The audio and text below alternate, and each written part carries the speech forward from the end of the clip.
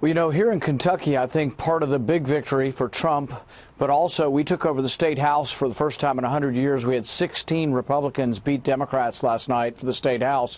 To us, it was a response to the regulatory war on coal, also to the regulatory war on the family farm. And so I think the same way West Virginia became Republican a few years ago, now Kentucky's become solid Republican. It's in reaction to these regulations.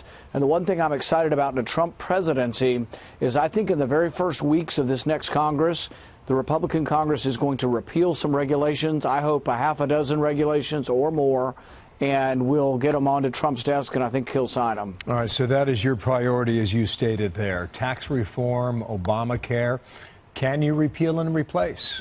Is that possible now? You know, it's always difficult in the Senate because you got to get to 60 votes. But I think with the Republican president, it is a possibility. There's all kinds of bad things about Obamacare that should end.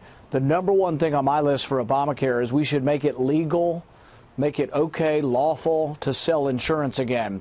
Right now, it's illegal in our country to sell inexpensive insurance because President Obama put mandates on all insurance, which added to the expense, and that's why our cost is rising. So at the very least, we should legalize the sale of any kind of insurance that the marketplace will bear. Okay. Then you move to immigration, perhaps. Perhaps there's tax reform in all this.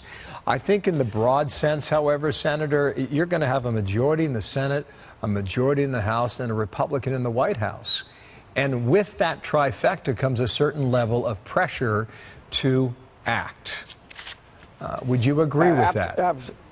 Absolutely. And, you know, while I'm all for overall tax reform, I'd like to act quickly just on some simple things. If we want American businesses to stay in America, we need to lower the corporate income tax. We have the highest corporate income tax in the world. If we want American companies to stay here, we should lower the tax on bringing their profit home. This is called the repatriation tax. And I've been bugging for this for a while because I would take that money, that revenue, and put it into the road fund. So I think there's a lot of things you can do, but I wouldn't wait around for overall tax reform. I'd just start passing some simple bills lowering tax rates. Yeah. What is your sense in the 30 seconds left here about the mood in the country moving into transition phase? When you know you just came through a bruising national election and downright nasty at times?